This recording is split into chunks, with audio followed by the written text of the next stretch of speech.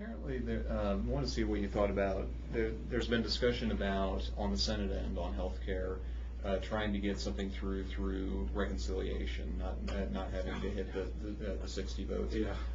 What do you think about that push? Do it. Look, have you looked at the numbers?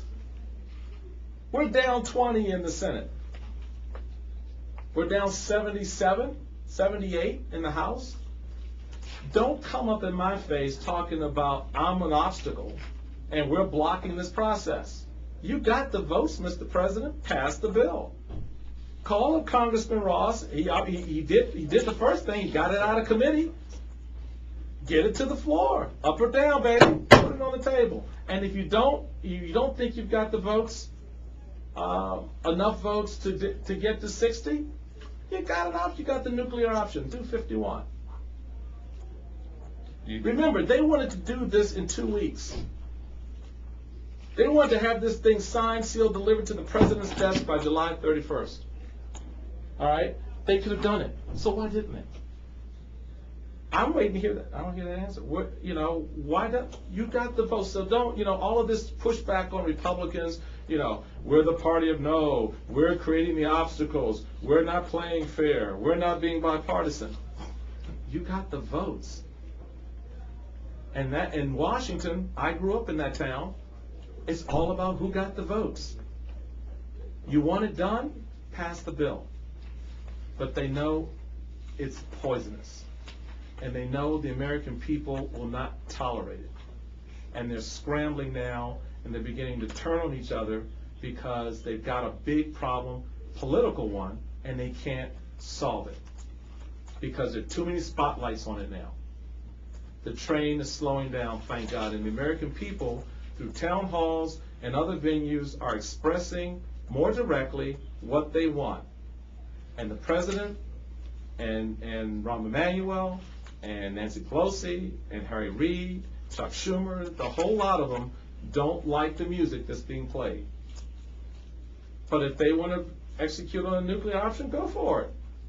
And then have every last one of those blue dogs come back home and explain themselves. I want to be in the room for that vote. One more question. You said that in the meeting it was said that people were tired of the slogans and the bumper stickers. Yet it seems it's mostly been the Republican side that has been talking about death panels and the public option equals socialism. Could you not see that maybe some of your own party members have been guilty of those sort of slogans? Sure. I've never said that there's an hyperbole on both sides. And I think the American people have accurately reflected that concern. I hear it on Fox, I hear it on CNN. It's not just what you say, it's how you say it. It's how you engage in the debate. I get that. I understand that people feel passionate about this. They're concerned. They're scared. Some a little bit more so than others. Others a little bit more ornery than the rest of us. But the reality of it is, that's an honest reflection.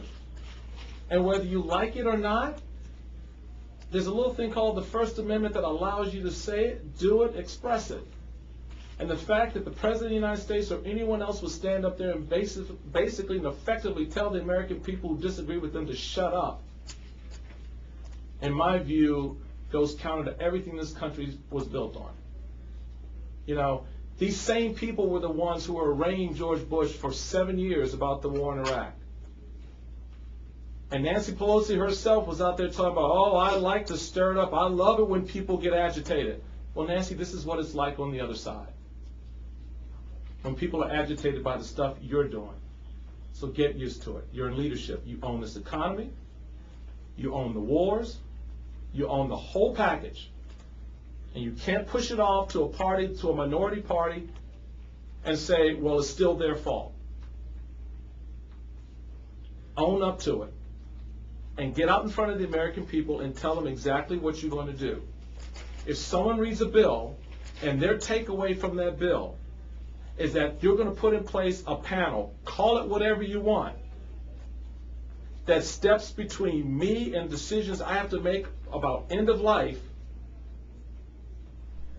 we need to pay attention to that. You may not have intended it that way, You may not think it sounds that way, but when I read it, or when he reads it, or he reads it, that's how they're reading it. This is coming from the American people.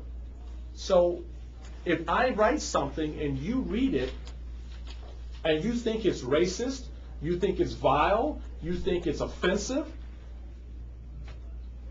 I'm either going to fix it, or I'm going to leave it that way because that's what I intend. It's that simple. Thank you. If nothing gets done in healthcare this year, is that a victory or loss for Republicans? I'll tell you when it happens. I don't know.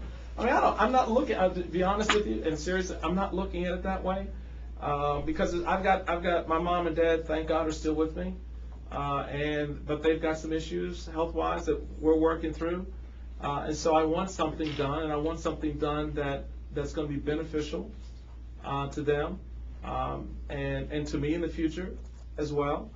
And so, yeah, I mean, I'm not looking in terms of if healthcare doesn't get done this year. If what they're putting on the table doesn't get done this year, it's a victory for the American people. If they put something different on the table, then maybe we have a different scenario. Thank you, guys. It's great to be back here with you. Take care.